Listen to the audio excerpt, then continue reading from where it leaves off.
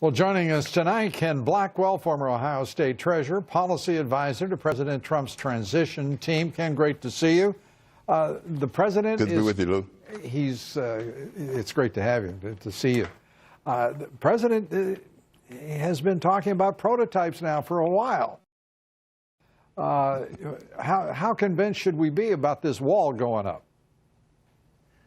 Well, the president understands that there is a link between economic prosperity and national security, and that the wall protecting our borders is part of his national security plan.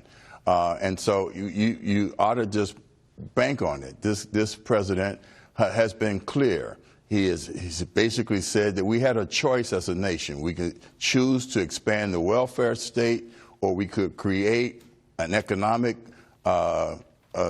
opportunity society with economic expansion, job creation, economic uplift, and that would also translate into making sure that the men and women who are protecting us both domestically and globally were paid a decent wage, and that they had all of the equipment that they needed to secure our nation and our people's well-being. You know, this president, and he's the leader. He's the leader to take us there. Yeah, there's no question about that.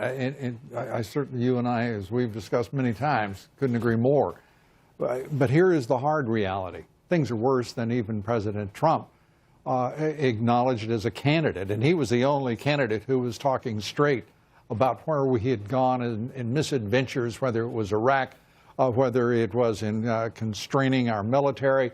The awful cutbacks in our military. I mean, we have aircraft that are too often in daily, hourly use, upon which we depend greatly, that are over 30 years old on average. The fleets, of whether they're fighters or bombers, the Strategic Air Command is in even worse shape. We're flying 60-year-old aircraft. Absolutely. And the Army is dealing with, we've got 3 combat brigades. Are you kidding me? That's got to be fixed now, and this president is the only one driving the absolutely. message.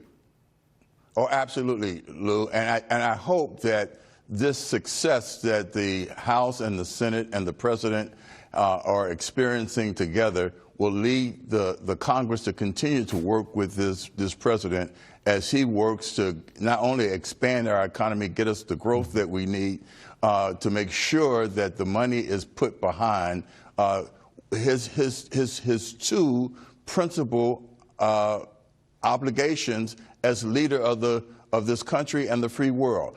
One is the security of this nation's people, and 2 is to make sure that we have economic prosperity.